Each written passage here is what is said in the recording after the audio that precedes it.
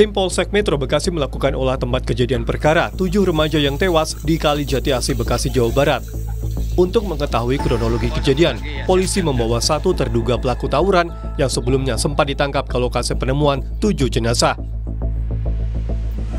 Salah satu pelaku? Ya. Pelaku tawuran Pak Kapolsek ya? Ya.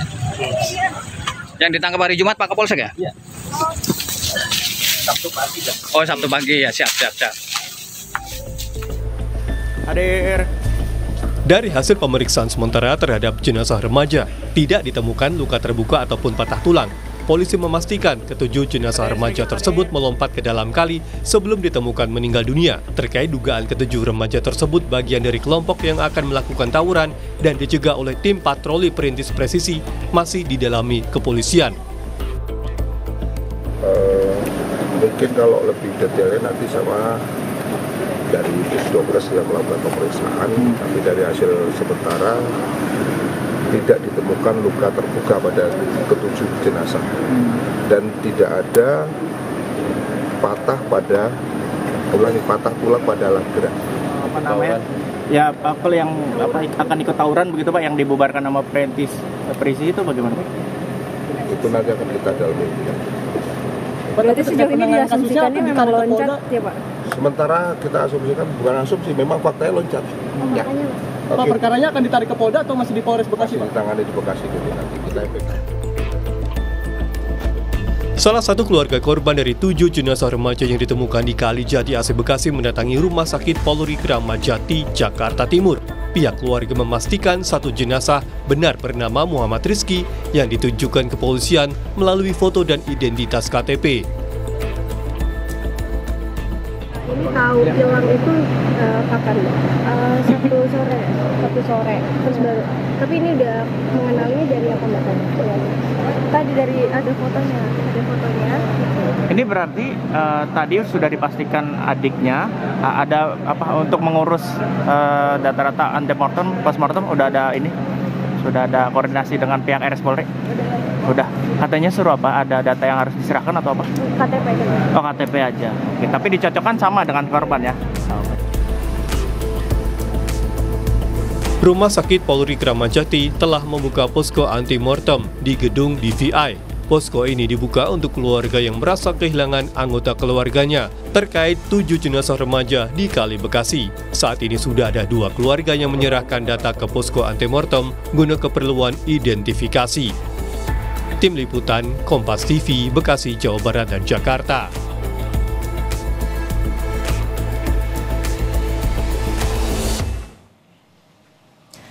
Polisi masih terus menyelidiki penyebab kematian 7 remaja yang tewas di Kali Jati Asih, Bekasi. Polisi juga melibatkan Propam serta Kompolnas untuk mengungkap kasus ini. Kita bahas bersama Ketua Harian Kompolnas Beni Mamoto. Pak Beni, selamat petang. Selamat petang. Pak Beni, Kompolnas kan juga dilibatkan dalam mengungkap. Nah, kalau temuannya sejauh ini dari Kompolnas dan juga koordinasi dengan polisi seperti apa, Pak? Ya, kami memantau terus perkembangan tahap demi tahap penanganan ini dan kami apresiasi karena kerja cepat. Setidaknya dengan sudah ditemukannya saksi, kemudian juga sudah diamankannya beberapa tersangka, maka untuk merunut peristiwa ini jauh lebih mudah. Tentunya tetap harus didukung dengan secara saintifik ya, CCTV dan sebagainya. Termasuk juga dalam hal ditemukan senjata tajam perlu dibuktikan itu milik siapa. Tidak hanya pengakuan tapi juga perlu dengan pemeriksaan DNA. Apakah DNA orang itu ada di senjata tajam tersebut.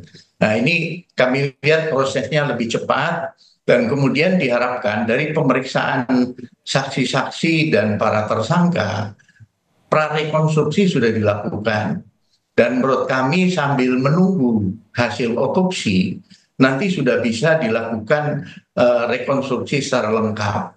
Karena tadi saksi-saksi sudah ada 23, kemudian dari tersangka yang bawa senjata tajam ada 3 orang, ini sudah bisa dilakukan bagaimana proses ketika mereka minum-minum sampai dengan tim patroli presisi datang, bubar, mereka lari. Nah, kemudian ada yang sempat ditolong oleh tim presisi. Nah, ini ketika diperagakan nanti bisa lebih jelas lagi ya proses mereka. Kemudian yang 7 itu larinya ke arah mana dan sebagainya. Karena dalam hal ini kan pihak patroli tidak menghitung, tidak tahu jumlah totalnya berapa. Sehingga yang 7 ini tidak diketahui sejak awal, tidak diketahui karena polisi ketika datang kan mereka berkerumpul. Nah, oleh sebab itu kami dari Kompolnas mendesak sambil menunggu hasil otopsi yang notabene perlu waktu, maka perlu segera penuntasan pemeriksaan semua saksi, semua tersangka, berikut nanti rekonstruksi peristiwanya seperti apa. Pak Beni, tapi kan Sehingga nanti ke-7 remaja ini diduga melompat karena kabur dari razia. Nah, kalau Pak Beni sendiri temuannya sejauh ini dari Kompolnas ada dugaan penyalahgunaan atau apa ya? Ada kesalahan SOP kah dalam pengejaran saat razia itu, Pak? Saya lebih menyoroti ketika tim patroli presisi datang, anak-anak ini kabur, ditemukan bukti di lokasi adalah minuman keras. Jadi mereka mengonsumsi minuman keras. Ini juga terkonfirmasi dengan keterangan mereka. Ini menjadi penting karena ketika mereka di bawah pengaruh minuman keras, maka sekali lagi saya sampaikan, mereka tidak normal lagi. Cara berpikir, bersikap, bertindak tidak normal lagi. Rasa takut berlebihan sehingga kabur, atau sebaliknya malah berani melebihi dari orang yang normal. Nah, inilah yang menyebabkan kondisi bagaimana mereka nekat lari dan tanpa kalkulasi risiko, termasuk menyeberangi sungai yang notabene mungkin dia tidak begitu tahu kondisi sungai itu. Pak Beni, tapi kalau keterangan dari saksi yang selamat saat kejadian seperti apa, Pak? Jadi sementara disampaikan bahwa tadi sudah di Runo juga sudah dirilis oleh Kasat Reskrim bahwa ketika tim patroli presisi datang, mereka berkumpul sekitar 60 orang. Ada 30 sepeda motor di situ.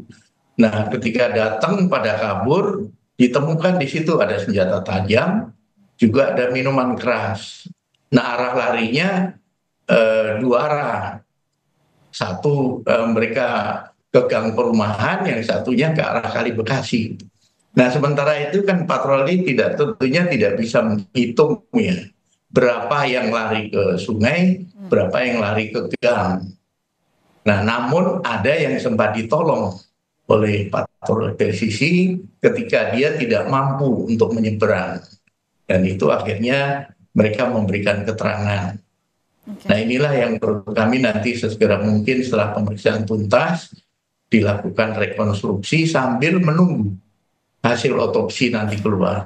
Nah, Pak Beni, kalau dari polisi sendiri kan juga sudah memberikan atensi kalau harus diungkap secara terbuka, termasuk juga ada pemeriksaan dari Propam Polri terhadap 9 anggota dari Polres Metro Bekasi Kota. Kalau dari Kompolnas untuk mengungkap kasus ini secara terbuka, termasuk soal tadi dugaan adanya penyalahgunaan atau salah SOP, seperti apa, Pak?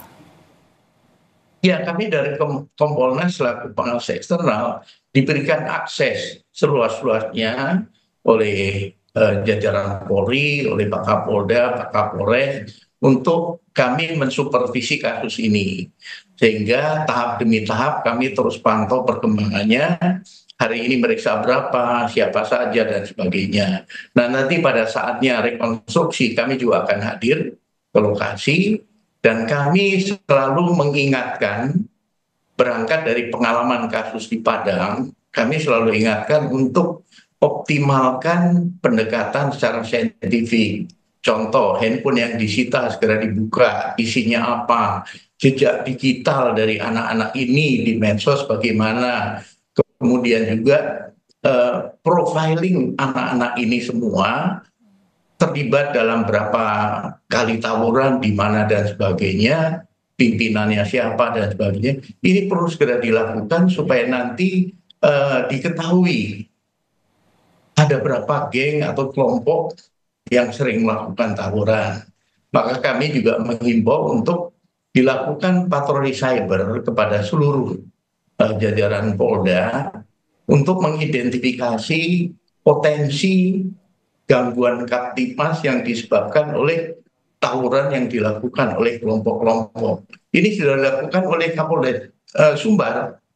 Belajar dari peristiwa AW, kemudian diidentifikasi ada sekian puluh kelompok yang suka tawuran, kemudian dilakukan intervensi, didekati orang tuanya, kemudian tokoh masyarakat setempat, untuk mereka tidak melakukan tawuran, untuk mereka diberikan aktivitas yang positif, entah olahraga, kesenian, dan sebagainya. Ini saya pikir apa yang dilakukan oleh Bapak Kapolda Sumbar itu positif ya, karena ada kampanye anti tawuran yang dilakukan oleh seluruh elemen masyarakat. Oke, baik. Pak Benny Mamoto, terima kasih sudah berbagi di Kompas Petang. Semoga sehat selalu Pak Benny.